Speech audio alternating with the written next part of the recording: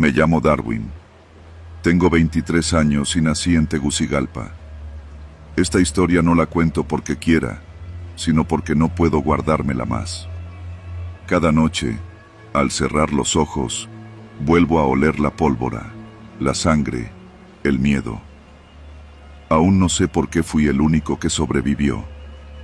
Habíamos salido de Reynosa en una camioneta blanca, una de esas Ford doble cabina que ya huelen a migrantes antes de subir. Éramos 20, quizá 22, no lo recuerdo bien. La mayoría hondureños, como yo. Algunos eran de El Salvador. Había una mujer con su hijo, tendría apenas 5 años. Todos teníamos el mismo objetivo: llegar a los Estados Unidos, cruzar el infierno que es México y escapar de la muerte que ya nos perseguía desde casa. Un guía, le decíamos el güero, se encargaba del tramo. Tenía tatuajes hasta en los párpados y una cadena de oro que le brillaba más que la conciencia. Él y 2 tipos más armados nos escoltaban por brechas entre San Fernando y Matamoros. No tomaban carreteras por miedo a retenes falsos, decían. En realidad, era porque sabían que estaban cruzando terreno de cártel y había que moverse en la sombra. Todo iba relativamente bien, hasta que el motor comenzó a fallar. Eran como las 3 de la tarde, y ya íbamos 3 horas sin parar. El güero se bajó a revisar, pateó la llanta y gritó algo que no entendimos. Nos ordenó bajarnos y caminar, que a 5 kilómetros había un rancho abandonado donde podríamos descansar hasta que consiguiera otra troca. Yo nací en un barrio peligroso, pero el silencio de ese desierto me dio más miedo que cualquier balacera. El aire olía a tierra seca, estiércol y una tensión tan densa que parecía que el monte respiraba. Llegamos al rancho, una casa principal medio derrumbada, 2 bodegas vacías y un corral oxidado con huesos de animales. Nos dijeron que descansáramos, que ellos vigilarían, que confiáramos. Y entonces llegaron. No escuché motores, ni gritos, ni perros. Solo los primeros disparos. Cortos, secos, directos. Vi cómo caía el primer hombre, un muchacho de 17, con la cabeza abierta en 2. Luego otro, luego otro. No fue un enfrentamiento, fue una ejecución. Una a una, las balas encontraron cuerpos. Mujeres, hombres, el niño. Todos, incluso el güero y sus escoltas, fueron abatidos como perros. Yo caí al suelo, de puro instinto. Me tiré entre los cuerpos, cubriéndome con el cadáver de un tipo obeso que conocía como Don Chepe. Sentí su sangre caliente pegándose a mi camiseta, su peso aplastándome el pecho. Cerré los ojos. Fingí estar muerto. No respiraba, no lloraba, no existía. Los hombres que dispararon nunca gritaron. Se comunicaban por señas, hablaban poco. Recogieron los celulares, mochilas, relojes. Uno caminaba bodega por bodega, asegurándose de que no quedara nadie. Entró donde yo estaba. Pisó cadáveres. Incluso le dio un golpe con la bota al cuerpo que me cubría. No sé cómo no me delató el corazón que parecía martillar el suelo. Estuve así quizá 1 hora, sin moverme. Cuando todo se volvió silencio, esperé otra más. El sol ya estaba bajando cuando me atreví a levantar la cabeza. Estaba solo, rodeado de cuerpos, de moscas, de muerte. No lloré. No me permití llorar. Mi pierna izquierda tenía una herida de bala que no había sentido antes. Una esquirla, tal vez. Sangraba, pero no era mortal. Me amarré un pedazo de pantalón de otro migrante a modo de torniquete, agarré una botella de agua medio vacía y salí del rancho. Sabía que había que caminar. No por ayuda, por justicia. Empecé a andar por la brecha, descalzo, con las suelas ampolladas por el calor. Los cactus y espinas me abrían la piel.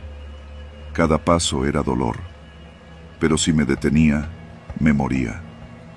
Avancé con el miedo pegado a la nuca, esperando que algún sicario regresara por los olvidados. Esa noche dormí bajo un mezquite, con los ojos abiertos, cuchillo oxidado en mano. El segundo día, llegué a un pequeño ejido. Toqué la puerta de una casa de lámina, apenas de pie. Me recibió una mujer de unos 50 años. Llevaba un rebozo y me miró sin sorpresa, como si ya hubiera visto esto antes. ¿Eres migrante?, preguntó. Asentí. ¿Venías con los del rancho? No respondí. Ella bajó la mirada. Aquí ya no ayudamos a nadie. Nos da miedo. Ya nos mataron a un sobrino por dar agua. Me dio una botella. Nada más. Cerró la puerta. Seguí caminando. El tercer día, llegué a un rancho donde pastaban unas vacas. Me arrastré hasta un pozo. Bebí agua con larvas. Me vomité. Me volví a levantar. Fue hasta el anochecer del cuarto día que un policía estatal me encontró. Caminaba por la carretera, cubierto de tierra, sangre seca y mugre. Levanté las manos. Me tiré al suelo. El policía no se acercó al principio. Me gritó desde lejos que me quedara quieto, que no hiciera movimientos raros. «¡Soy hondureño!», le grité. «Hubo una masacre, en un rancho». Me esposó. Me subió a la patrulla. No dijo una palabra. Estuve 3 días detenido en una comandancia. No por un crimen, por investigación. Me interrogaron agentes del Estado, de migración, hasta un tipo vestido de civil que no se presentó. Me preguntaron nombres, apodos, rutas. No confiaban en mí, o no querían creerme. Fue hasta que un medio local filtró la información de los cuerpos encontrados en un rancho de San Fernando que me soltaron.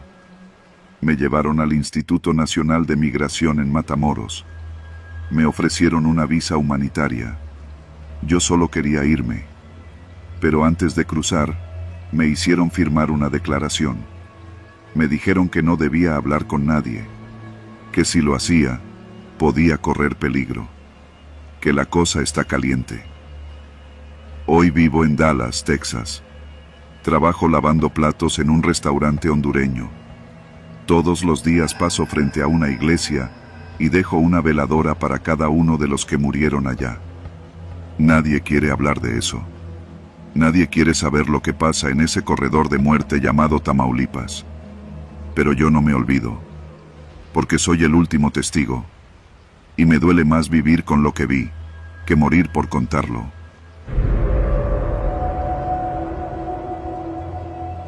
Me llamo Héctor Mendoza. Conduzco autobuses desde hace más de 20 años. En todo ese tiempo he visto de todo en las carreteras. Accidentes brutales, migrantes caminando entre la maleza, narcos patrullando como si fueran la policía. Pero lo que viví hace unos meses en la carretera 101, cerca de San Fernando, cambió mi vida para siempre. Salí de Reynosa un miércoles por la tarde, conduciendo un autobús con 23 pasajeros rumbo a Ciudad Victoria. Era una ruta regular, ya la había hecho decenas de veces, aunque esa carretera tiene fama de ser peligrosa. Ya sabes, Tamaulipas, uno se acostumbra a tener miedo, pero aprende a convivir con él. Esa noche el cielo estaba despejado, la luna llena alumbraba más que los faros del autobús. Llevábamos buena velocidad y los pasajeros, en su mayoría, dormían. Eran como las 10:30 cuando pasó. Primero vi las luces. Una fila de camionetas bloqueando los 2 carriles, como si fueran una patrulla de retenes, pero sin ninguna señal oficial. Frené. Lo hice por instinto. Un error, tal vez. En segundos, hombres armados salieron de entre la maleza. Todos con pasamontañas, rifles largos y una voz que no admitía duda. «Apaga el motor, bájate y no veas para ningún lado». Obedecí. Lo hice sin pensar. A mi lado, el copiloto, un muchacho nuevo, apenas con unos meses en la empresa, empezó a temblar. Uno de los tipos se acercó, lo sacó de un jalón y le dio un culatazo sin decir palabra. Lo vi caer. Pensé que lo había matado. Nos formaron a todos en medio de la carretera. Hombres, mujeres, niños. Los pusieron de rodillas. Nos quitaron celulares, carteras, todo. Les rogamos, lloramos. Una señora de unos 50 años intentó abrazar a su hijo. Le gritaron que se separara. El niño no paraba de llorar. Yo, en medio del caos, me repetía que debía quedarme callado, quieto, ser invisible. Uno de ellos empezó a leer una lista. Tenía una hoja arrugada en la mano. Decía nombres. No entendí de dónde venían, pero varios pasajeros, al escuchar su nombre, alzaban la mano por reflejo. Los apartaban. Algunos se resistían, preguntaban por qué. Un hombre joven, con acento chilango, intentó correr. Le dispararon en la espalda, como si nada. El sonido del tiro fue seco, directo. Nadie gritó. Nadie se movió. Nos separaron en dos grupos. El mío, 10 personas creo, fue llevado al monte, esposados con cinchos de plástico. Caminamos entre matorrales secos, espinas, serpientes que se escabullían. Escuchábamos los gritos de los que se quedaban atrás. No supe qué hicieron con ellos, pero nunca los volvimos a ver. Nos encerraron en una casa abandonada, sin ventanas, con piso de tierra. Ahí empezó otra pesadilla. Nos daban un poco de agua y algo que parecía tortilla vieja. Dormíamos apretados, sobre costales. No sabíamos si era de día o de noche. Uno de los guardias nos tomaba fotos. Decía que iban a pedir rescate. Algunos empezaron a enfermar. Una señora vomitaba sangre. Nadie la ayudaba. No teníamos nombre, ni rostro, ni futuro. Solo existíamos mientras fuéramos valiosos. No sé cuánto tiempo pasó. Tal vez 3 días. Tal vez una semana. El olor a orina y sudor era insoportable. Una noche, mientras fingíamos dormir, escuché a 2 de los hombres hablar. Estaban borrachos. «Dicen que los van a entregar mañana», dijo uno. «¿A quién?», preguntó el otro. «Tú sabes, esos, los que mandan». Esa noche supe que, si no hacía algo, íbamos a desaparecer. Esperé a que se durmieran. Me quité los cinchos como pude, usando una varilla oxidada que encontré cerca de un rincón de la casa. Liberé a los demás con cuidado. Un joven que venía con nosotros, no sé su nombre, se negó a huir. Decía que si lo atrapaban, lo matarían. Le temblaban las piernas. Lo dejé. Salimos por la parte trasera de la casa, entre la maleza, arrastrándonos como animales heridos. Caminamos en silencio, sin saber hacia dónde. La luna nos alumbraba el camino, pero también nos delataba. Cada ruido nos paralizaba. Cada sombra parecía un rifle apuntándonos. Amaneció y seguimos caminando. Encontramos una brecha y luego, al fin, un rancho. Golpeamos la puerta hasta que nos abrieron. El dueño, un señor con sombrero y escopeta, nos dejó pasar. Llamó a la Guardia Nacional. Cuando llegaron, nos separaron. Nos interrogaron como si fuéramos criminales. Tuve que mostrar mi credencial de la empresa, explicar mi ruta, dar nombres. Uno de los soldados me miró con recelo y dijo: «Ya sabemos lo que pasa en esa zona. Lo que no sabemos es por qué sigues vivo». Buena pregunta. Pasé varios días en un albergue en Ciudad Victoria, en observación. Nos dieron ropa, algo de comida, pero ningún consuelo. Me dijeron que me callara, que era mejor no declarar nada. Por tu seguridad, me dijeron, pero yo no podía vivir con eso. Volví a Reynosa. Renuncié. Empecé a dar entrevistas anónimas, a contar lo que vi. Nadie quería escuchar. O sí, pero con miedo. Me ofrecieron dinero para callar. Amenazas también. Me fui de Tamaulipas por un tiempo. Cambié de número, de nombre en redes. Pero no me fui del todo, porque yo sé lo que vi. Y sé que nadie más de ese autobús regresó. Hoy manejo taxis en Monterrey. Cada vez que cruzo la carretera hacia el sur, evito la 101. Prefiero dar la vuelta, aunque me tarde horas. Algunos me llaman cobarde. Tal vez lo soy, pero también soy el único que volvió.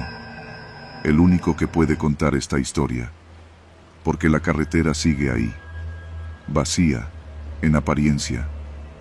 Pero si te detienes a escuchar, hay algo en el viento, en la tierra seca, que te recuerda a los que no llegaron, a los que quedaron en las sombras de la carretera. Y esa carretera, créeme, nunca olvida.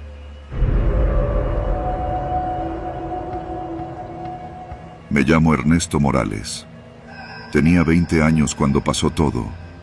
Jugaba como delantero en el equipo juvenil de Correcaminos de Ciudad Victoria. Vivía con mi madre en la colonia Mainero, en una casa humilde pero llena de esfuerzo. Era rápido, con buen remate, y muchos decían que tenía futuro. Me lo creí. Por eso, cuando ese tipo llegó a uno de nuestros entrenamientos, con su camisa blanca fajada y sus lentes de sol aún en la sombra del estadio Marte R. Gómez, sentí que la suerte por fin me había volteado a ver. Se llamaba Mario, al menos eso dijo. No era entrenador ni visor oficial, pero se movía como si conociera a medio mundo. Tenía fotos con exfutbolistas, decía que tenía contactos en equipos de primera división, y lo más importante, sabía hablar. Me envolvió. Me invitó a cenar con otros 3 compañeros al día siguiente, en una casa cerca del Libramiento Naciones Unidas. Nada raro al principio. Comida, pláticas sobre fútbol, promesas. Nos dijo que nos vería en unos días para llevarnos a una prueba exclusiva en Monterrey. El problema fue que nunca llegamos a Monterrey. Esa mañana, apenas había salido el sol. Mario llegó en una Suburban vieja, polarizada. Ya solo íbamos 2. Yo y un chavo de apellido Peña, que jugaba de contención. Subimos sin pensarlo. La ciudad dormía todavía. Al principio charlábamos normal, pero al pasar el ejido La Libertad, Mario se desvió por un camino de terracería que no aparecía en Google Maps. Dijo que era un atajo. Ahí supe que algo estaba mal. ¿No que íbamos por la carretera grande?, le pregunté, y me respondió con una sonrisa. Hay mucho retén. Por aquí es más rápido, no te preocupes. Peña también se tensó. Empezamos a ver monte, terrenos cercados con malla rota, tambos oxidados, gallineros vacíos. A los pocos minutos, el tipo que iba manejando, un gordo moreno con tatuajes en los nudillos, detuvo la camioneta y nos pidió que bajáramos a estirar las piernas. Peña fue el primero en bajarse. Apenas tocó tierra, lo sujetaron por detrás. A mí me agarraron 2 tipos que salieron del monte, armados. Me metieron un trapo en la boca, me amarraron las manos con cinta gris y me encapucharon. Ya no volví a ver la cara de Peña. Durante horas, quizás días, estuve encerrado en un cuarto de bloc sin ventanas. No tenía reloj, ni sabía si era de día o de noche. Me daban de comer una vez al día, tacos fríos envueltos en papel aluminio. Me dejaban un bote para hacer mis necesidades. Nunca vi sus rostros. Me hablaban poco, lo justo para que obedeciera. Me preguntaron por mi familia, si tenía dinero, si conocía a alguien con palancas. Les dije la verdad. Éramos pobres. Mi mamá trabajaba limpiando casas. No teníamos nada. Entonces vales verga, dijo uno de ellos.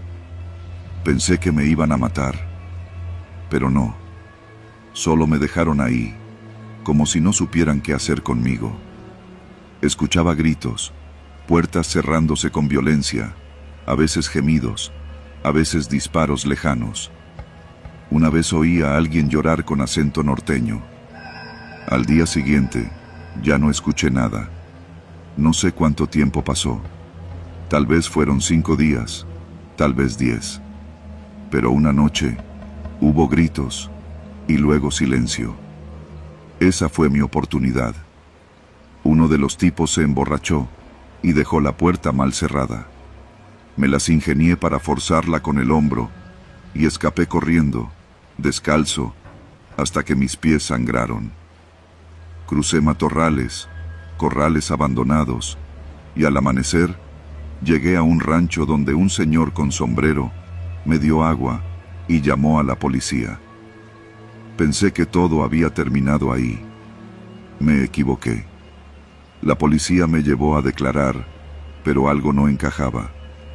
Me hacían preguntas raras, insistían en que me habían confundido con alguien. El Ministerio Público me trató con desdén, como si estorbara. Al final, me dijeron que no había denuncia formal, que no había elementos suficientes para abrir una investigación. Peña nunca apareció. A Mario nadie lo volvió a ver. El número que usaba estaba dado de baja, y cuando fui a buscar ayuda al club, me dijeron que no sabían de qué hablaba. Ese señor no trabaja con nosotros, me dijeron. Ni siquiera creyeron que alguna vez fue a los entrenamientos. Decían que yo estaba confundido, que probablemente había sido víctima de un secuestro express como tantos otros. Nadie quería meterse en problemas. Mis compañeros dejaron de hablarme. Uno me dijo por WhatsApp que no me metiera más, que había gente pesada detrás de eso. Ahí empezó mi verdadera pesadilla. Regresé a casa con mi mamá. El barrio ya no era el mismo. Empezaron a rondar carros con vidrios polarizados. 2 veces intentaron meterse a nuestra casa. Me llegaron mensajes anónimos. No hables. Te vas a arrepentir. Ya sabemos dónde vives. Fui a la Fiscalía del Estado. Les llevé todo lo que tenía, pero el agente me miró con ojos vacíos y me dio una hoja en blanco para mi declaración. Nunca me llamaron de nuevo. Mi mamá me pidió que nos fuéramos a vivir con una tía a San Luis Potosí. Lo hicimos por un tiempo, pero no podía dormir. Soñaba con la voz de Peña, con el trapo en mi boca, con el chirrido de esa puerta abriéndose por error. Tuve que volver. Quería respuestas. Empecé a preguntar en el mercado Argüelles, en las canchas del Estadio Marte, incluso en algunos bares donde sabía que exjugadores se juntaban a ver partidos. Todos sabían algo, pero nadie decía nada. Hasta que un tipo me lo dijo sin rodeos, con una cerveza en la mano y los ojos bien clavados en mí. Tú te salvaste, pero hay muchos que no. Esos que se pierden, los jóvenes con talento, los que nadie reclama, los usan para lo que sea. A ti no te mataron porque no sirviste para lo que querían. Y ahora que lo sabes, más te vale callarte. No lo hice. Decidí escribir todo. Testimonio tras testimonio. Recopilé nombres, lugares, descripciones. Lo mandé a un periodista de Ciudad Madero. Días después, su sitio fue hackeado y él apareció golpeado fuera de su casa. Nadie quiere tocar esto. La red es más grande de lo que imaginé. Reclutan jóvenes como yo, Los usan como mulas, como carne. Algunos terminan como esclavos sexuales, otros vendiendo droga. A los que ya no sirven, los desaparecen. Hoy tengo 23 años. No volví a jugar fútbol. Trabajo como cargador en una bodega por la salida a Monterrey. Cada vez que pasa una Suburban polarizada, me tiemblan las manos.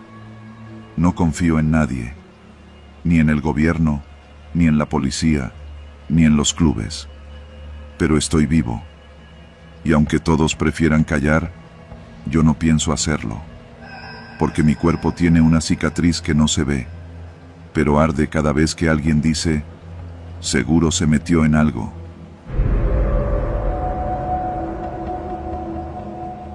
Cuando me ofrecieron cubrir la nota sobre los feminicidios de Matamoros, acepté sin pensarlo. Era periodista desde hace más de 15 años, y aunque había aprendido a no meterme en cosas que pudieran costarme la vida, algo en esas muertes me dolía más que de costumbre. Quizá fue por la forma en que sus cuerpos aparecían, con una hazaña que no buscaba ocultarse, como si quien lo hacía quisiera que todos supieran que estaba al mando. Me llamo Emiliano Vázquez. Trabajo para un periódico digital que apenas sobrevive con publicidad local y donaciones de ONG extranjeras. Y esa tarde de julio, cuando me senté frente al primer expediente en la fiscalía, algo dentro de mí cambió. Las fotos mostraban a una joven llamada Karen Rodríguez, desaparecida en junio, hallada sin vida en un terreno baldío cerca del canal de riego. Había trabajado en una tienda de conveniencia. Luego vino Mariana, mesera en una marisquería de la zona centro. Después Brenda, estudiante de enfermería. Todas desaparecieron de noche. Todas aparecieron con signos de tortura. Todas tenían denuncias previas por acoso, pero nadie las había tomado en serio. No soy de Matamoros. Llegué hace 3 años desde Monterrey, huyendo de otra historia que me costó una golpiza y 2 costillas rotas. Sabía cómo funcionaba la frontera. Periodistas que rascaban demasiado desaparecían, y los que sobrevivían aprendían a mirar hacia otro lado. Pero esta vez no pude. Comencé a entrevistar a las familias. Madres desgastadas, hermanas llenas de rabia, novios hundidos en la culpa. Grabé todo.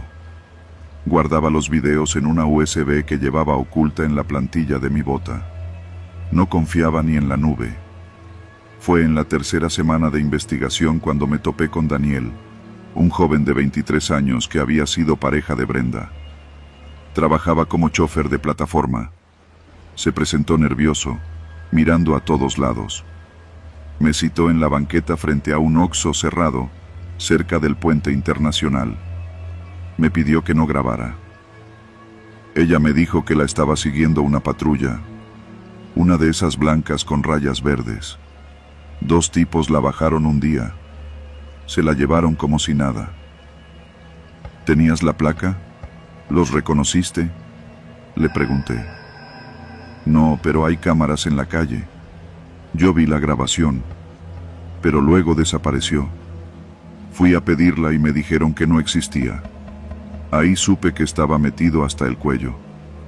Ese mismo día, al llegar a mi casa, una vecindad de 3 pisos en la colonia Buenavista, encontré la chapa de mi puerta rasgada.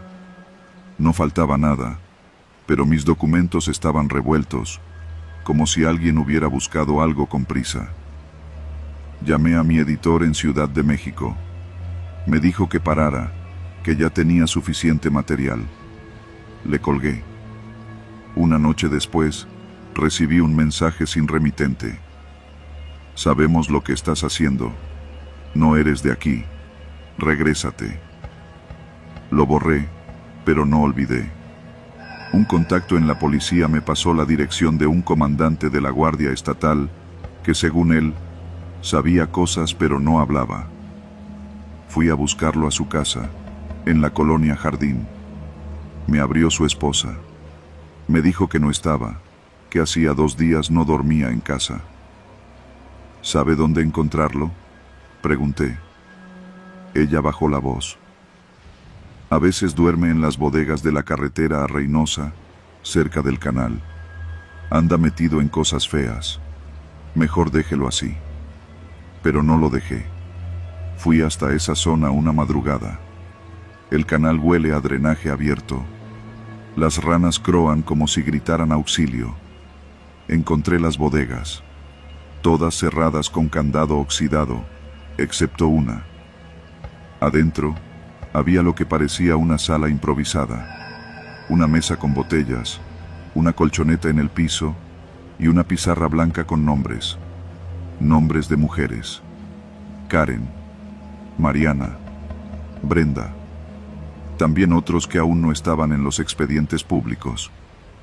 Tomé fotos. Mientras lo hacía, escuché un carro detenerse afuera. Apagué la linterna del celular y me escondí tras una tarima de cartón. 2 hombres entraron hablando en voz baja. Uno tenía una voz rasposa. Dicen que el periodista anda preguntando otra vez. ¿Ya le marcaron? Sí, pero no contesta. Ya sabes cómo se arregla eso. Sentí el estómago en la garganta. Se quedaron solo un par de minutos. Fumaron, se rieron de algo y se fueron. No salí hasta que estuve seguro. A partir de entonces, me mudé cada noche. Dormí en la redacción, en casas de amigos, en hoteles de paso.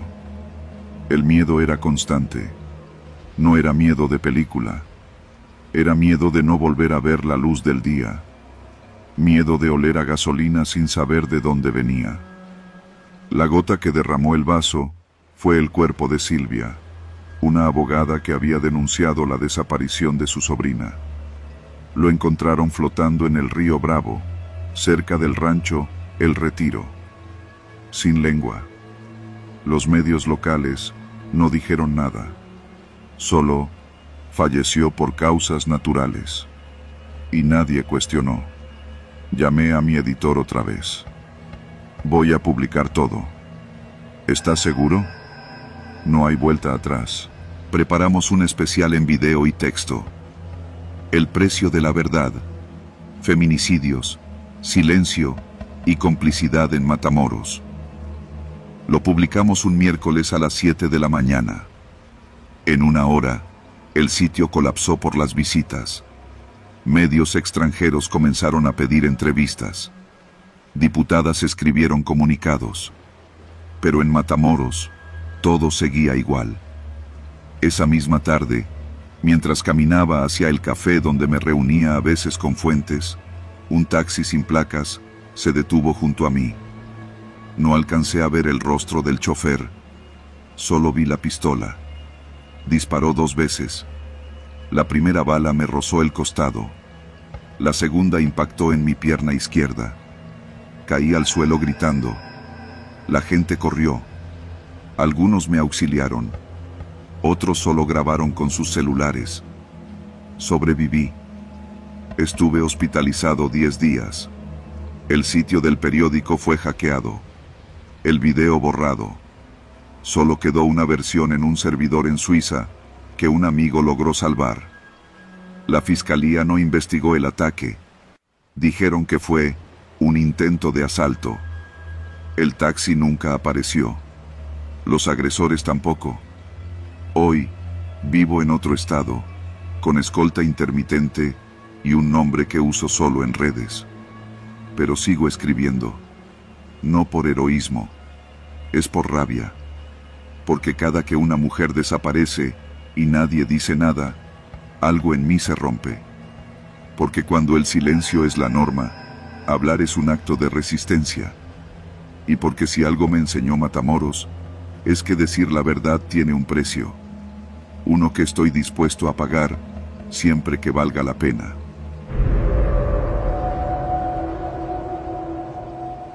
Nunca creí en fantasmas ni maldiciones. Soy ingeniero civil, bastante lógico y escéptico por naturaleza. Pero lo que vivimos en esa casa me cambió. no porque haya visto espectros flotando o muebles volando, sino porque aprendí que el miedo más profundo no viene de lo sobrenatural, sino de los secretos que la gente decide enterrar. Todo comenzó cuando nos mudamos a Reynosa, Tamaulipas, en el verano del 2019. Mi esposa, Leticia, consiguió un buen puesto en la maquiladora del Parque Industrial Reynosa Norte, y yo pude conseguir trabajo con una empresa contratista que colaboraba en la ampliación del puente internacional FAR. Con nuestros 2 hijos, Matías y Renata, de 9 y 7 años, decidimos rentar una casa amplia, con jardín, cerca del Boulevard Hidalgo. La encontramos por internet. Una casa en la colonia del Prado, con 3 habitaciones, cochera, patio trasero y un precio inusualmente bajo. El agente inmobiliario fue muy claro. La propiedad está desocupada desde hace unos años. Hubo un evento desafortunado, pero todo está en orden legalmente. No explicó más, y nosotros no preguntamos. En Reynosa, desgraciadamente, no es raro que las casas tengan pasados complicados. La primera vez que la vimos en persona, Leticia frunció el ceño. ¿Notas cómo suena raro aquí dentro?, preguntó. ¿Raro cómo? Como si algo se devolviera, como si lo que decimos rebotara. Y tenía razón. Cada voz, cada pisada, cada portazo, producía una resonancia peculiar. No un eco de película, sino una especie de retumbo leve, como si las paredes estuvieran huecas. Pero lo ignoramos. Nos mudamos en una semana. La primera noche fue normal, salvo por el calor, porque el mini split del cuarto principal no funcionaba. Puse un ventilador y dormimos todos sudados pero tranquilos. Fue a los pocos días cuando notamos que los vecinos nos evitaban. Nadie devolvía el saludo. Un día, mientras barría la banqueta, un niño en bicicleta se detuvo frente a la casa, me miró y dijo: «Ahí mataron a todos». Me quedé helado. Quise preguntarle más, pero el niño se fue pedaleando a toda velocidad. Ese mismo día, le pregunté al vigilante del Oxxo que estaba en la esquina: «Oiga, ¿usted sabe qué pasó en esa casa antes de que nos mudáramos?». Se me quedó viendo, bajó la mirada y se fue al fondo de la tienda, sin responder. Empezamos a investigar. Encontramos con dificultad una nota antigua de un periódico local. Daba solo lo básico. En esa casa, 4 años antes, una familia entera fue asesinada. Un hombre, su esposa y sus 2 hijas pequeñas. El caso quedó sin resolver, aunque había rumores de que fue un ajuste de cuentas. La nota estaba enterrada entre noticias de accidentes viales y alertas de seguridad. Leticia se sintió incómoda. Yo también. Pero ya habíamos pagado el depósito y el primer mes. Pasó una semana más. Una noche, mientras cenábamos, escuchamos un golpe seco en la pared de la cocina, como si alguien hubiera tirado una tabla de madera del otro lado. Salí a revisar el patio, linterna en mano. Nada. La barda, de ladrillo sólido, sin grietas. Me dije que tal vez había sido una cacerola mal acomodada. Pero los ruidos continuaron, siempre del lado derecho de la casa, como si algo se arrastrara por dentro de las paredes. Una noche, Matías vino corriendo a nuestro cuarto. «Papá, hay alguien hablando en mi pared». Lo acompañé, molesto. Prendí la luz, revisé. Nada. Puse la oreja contra el muro. Al principio, nada. Pero después, un murmullo, muy leve. Una voz masculina, casi como una grabación vieja. No logré entender las palabras. Parecía repetir lo mismo una y otra vez. Al día siguiente fui con un albañil de la colonia, don Abelardo, para que revisara si había alguna tubería floja o si los muros estaban huecos. Vino en la tarde.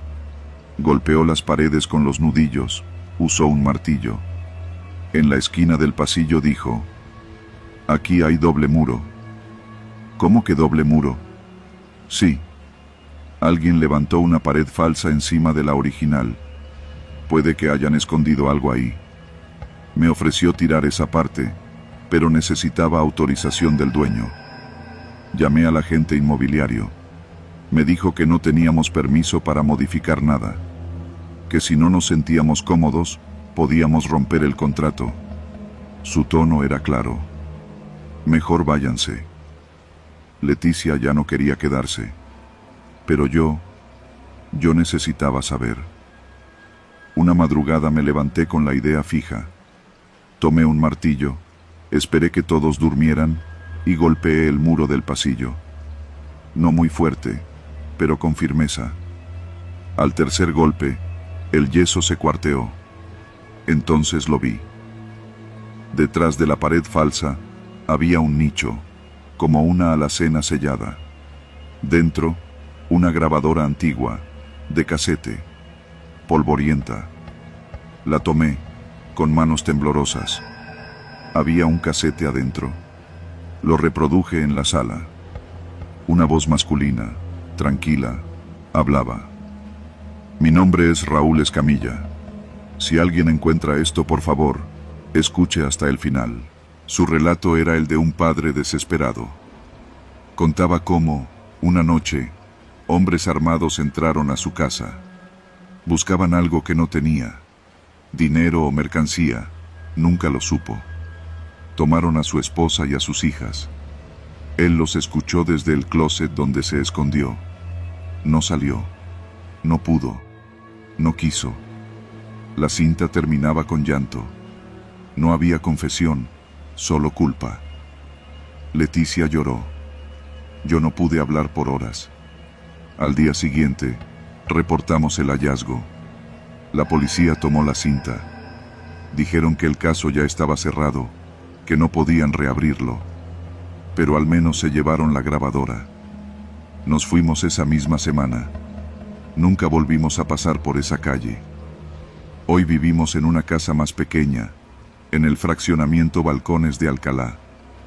Cada vez que alguien me pregunta por qué dejé aquella casa tan amplia y barata, solo respondo: porque las paredes hablaban demasiado. Y aunque ya no escucho ecos, a veces, en silencio, creo sentir una voz que susurra desde algún rincón de mi memoria. No salí, no ayudé, no hice nada.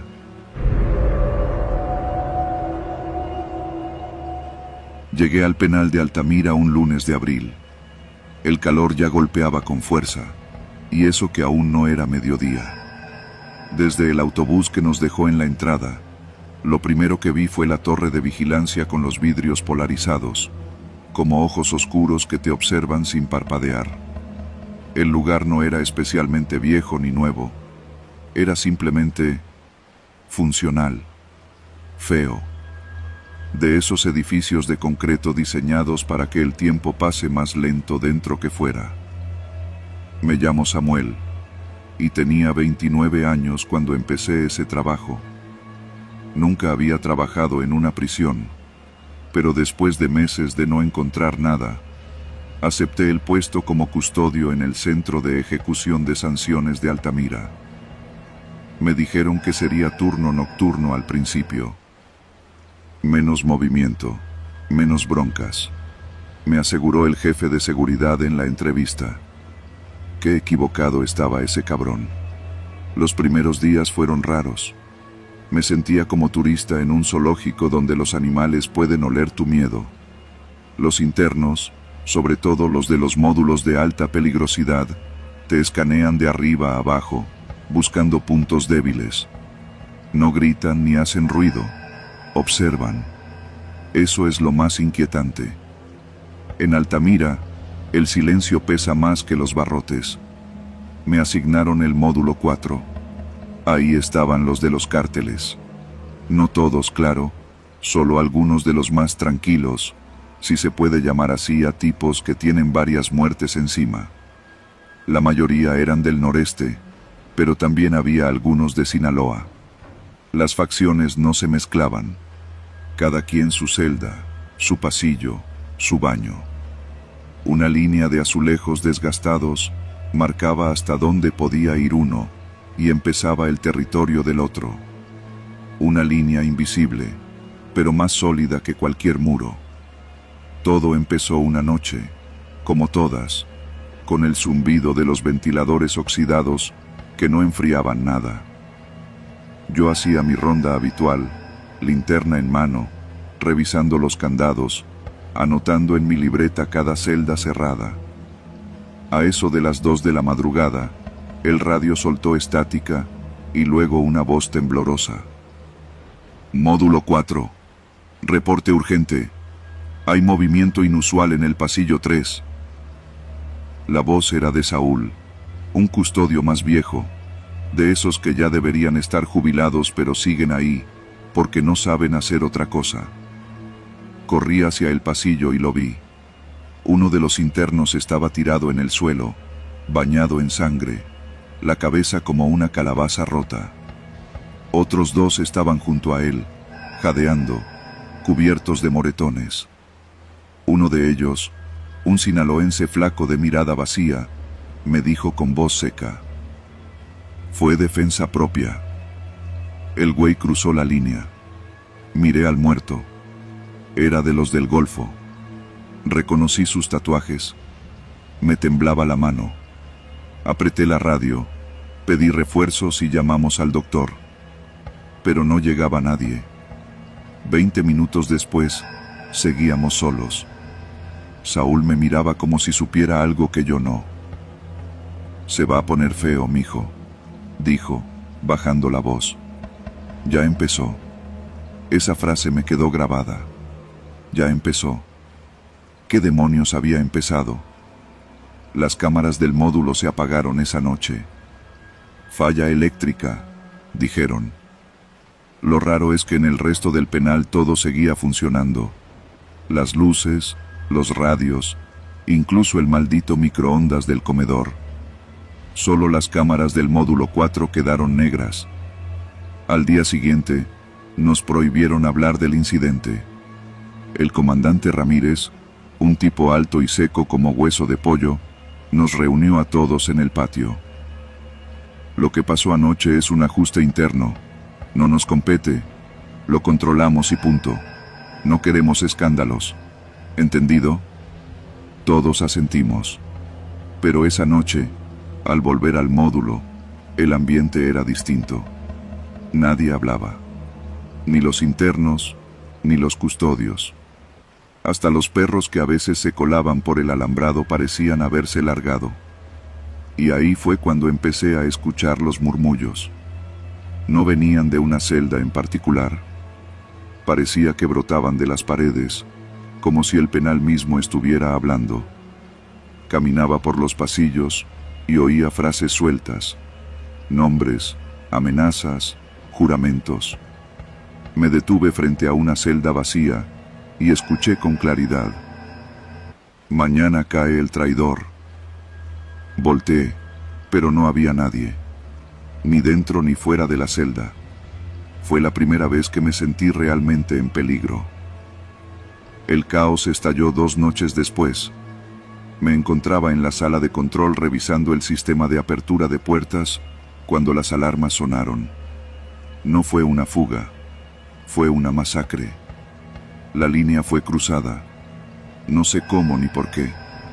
Lo cierto es que algún cabrón muy alto en la jerarquía, había autorizado la entrada de los del Golfo al pasillo de los sinaloenses.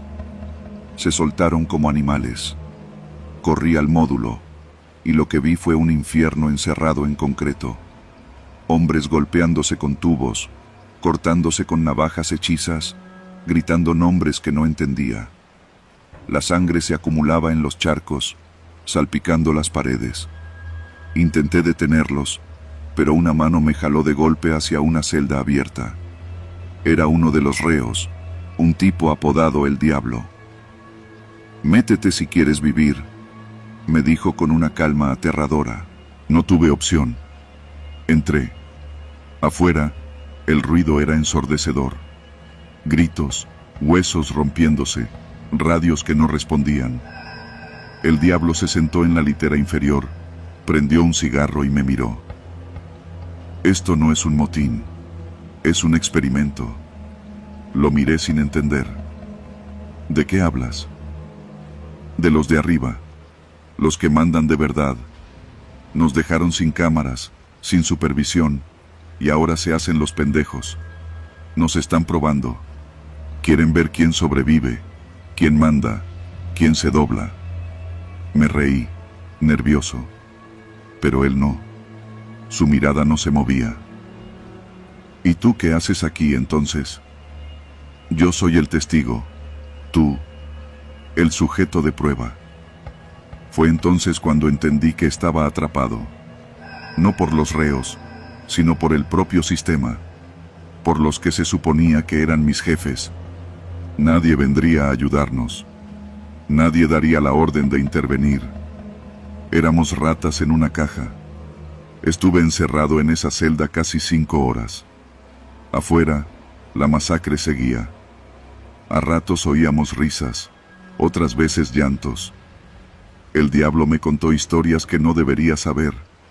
De tratos entre directores y cárteles, de cuerpos enterrados dentro del penal, de custodios renunciados que nadie volvió a ver. Cuando por fin salimos, el módulo era un cementerio. El pasillo parecía un matadero. Había cuerpos por todos lados, algunos todavía vivos, gimiendo.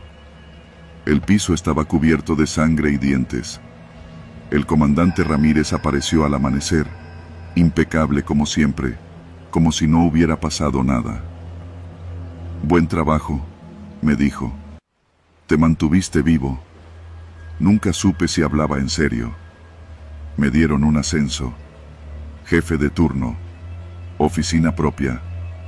Pero desde esa noche, algo cambió en mí. Dejé de confiar en todos. Empecé a notar los detalles. Cómo algunos internos recibían paquetes que nadie revisaba. Cómo ciertas celdas nunca se abrían para conteos. Todo tenía un orden, pero no el que nos decían. Era otro orden, más antiguo, más sucio. Hace unos días, encontré una carpeta con mi nombre en el archivo de internos. Decía, observación prolongada. Y una palabra más, apto. No he dormido bien desde entonces.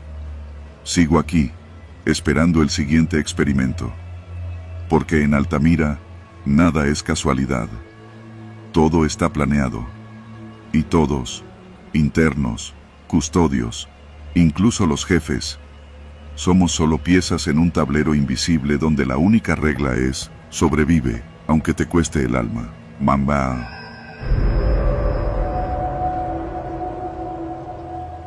Me llamo Irene. Soy enfermera desde hace más de 16 años, y nunca me imaginé que, después de tantas guardias eternas, turnos dobles y pacientes terminales, lo más difícil no sería enfrentar la muerte, sino vivir con ella. Trabajo en el Hospital General de Nuevo Laredo, una caja de concreto agrietada por el sol, rodeada de camiones con placas de Texas y ambulancias sin aire acondicionado. Las cosas allá dentro siempre han sido complicadas. Falta de insumos, médicos sin vocación y pasillos con más sillas que pacientes. Pero uno se acostumbra. Aprende a moverse en ese caos sin perder el alma, hasta que la calle te alcanza. La tarde del 17 de abril, estaba por terminar mi turno cuando nos llamaron de urgencia. Una balacera. Otra más, pensé. Ya era rutina. Las ambulancias llegaron con heridos cubiertos de polvo y sangre, entre ellos una niña de no más de 8 años. Tenía el brazo destrozado, la mandíbula fracturada y un balazo en el abdomen. Todavía respiraba cuando la pasamos al quirófano. ¿Qué le pasó?, le pregunté al paramédico. Fuego cruzado. El ejército se metió con unos de la colonia Juárez. Ella iba con su mamá al mercado. Tragué saliva y sentí cómo se me nublaban los oídos. La niña se llamaba Yamilet. Tenía el cabello trenzado con listones morados. No duró más de 15 minutos. Murió sin decir una palabra, aferrada a un peluche roto que traía en la mano izquierda. Esa noche no pude dormir. No era la primera vez que veía a un niño morir, pero algo en su mirada, ese intento de respirar aún cuando el cuerpo ya no respondía, se me quedó pegado en la conciencia. La imagen no me soltó, ni siquiera cuando metí la ropa a la lavadora o preparé los frijoles para el desayuno. Todo me olía a sangre. 2 días después, una señora llegó al hospital buscando información. Era la abuela de Yamilet. Llevaba una bolsa del Soriana llena de papeles, fotografías y un folder azul. Me dijeron que usted estuvo con ella, que fue la última que la vio con vida, me dijo. Asentí, sin saber qué hacer con las manos. Mi hija está mal. Ya no come, no habla. Pero yo no me voy a quedar así. Quiero justicia. Me explicó que alguien del hospital le había dicho que yo había escuchado cosas. Y era cierto.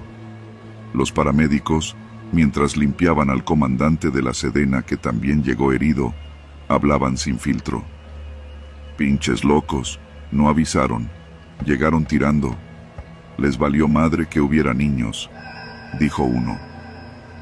Otro mencionó que la niña se había caído después del primer tiro, que no tenía por qué seguir disparando. Todo eso lo oí, todo eso lo callé, hasta ese momento. La señora me entregó un papel. Era una denuncia para presentar ante la Comisión Estatal de Derechos Humanos. Con su firma basta. La tuve en mis manos durante horas. No podía decidir. Si lo firmaba, sabía que estaría marcada.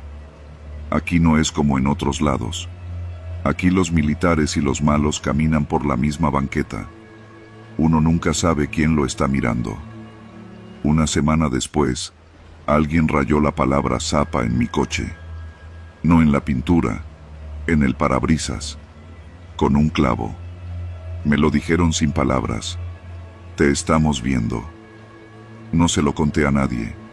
Solo a Sandra, otra enfermera que me había cubierto varias veces en los turnos. Ella me rogó que no hiciera nada.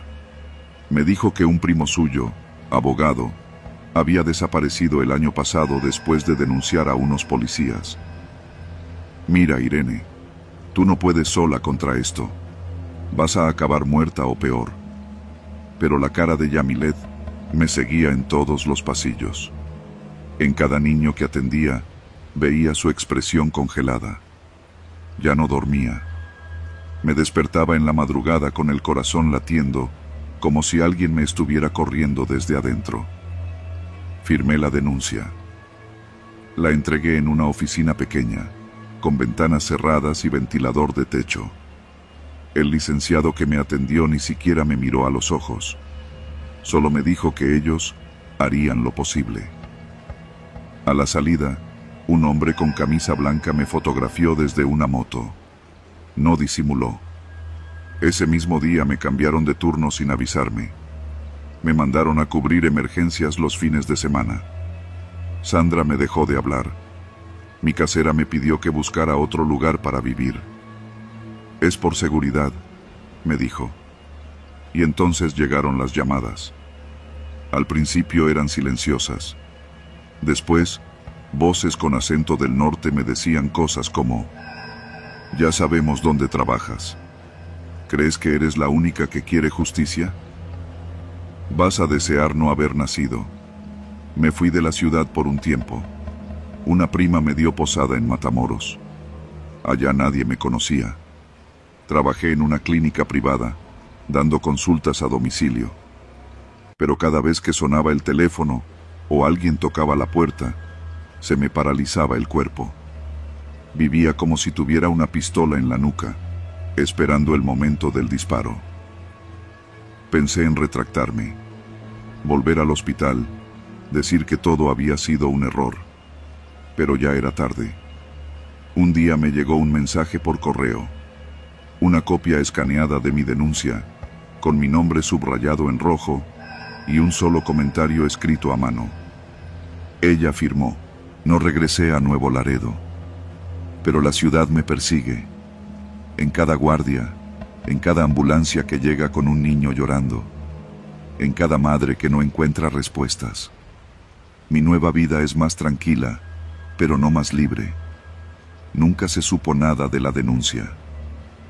La abuela de Yamilet no volvió a contactarme. En las noticias solo apareció una nota breve. Enfrentamiento deja 3 muertos, entre ellos una menor. Y eso fue todo.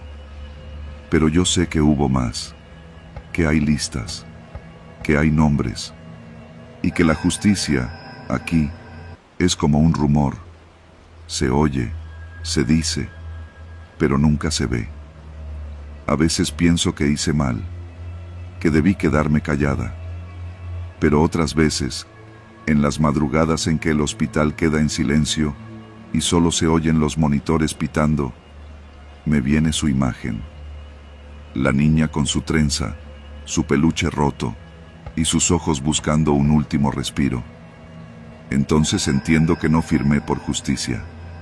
Firmé para no olvidar, para dejar una marca, aunque sea de miedo.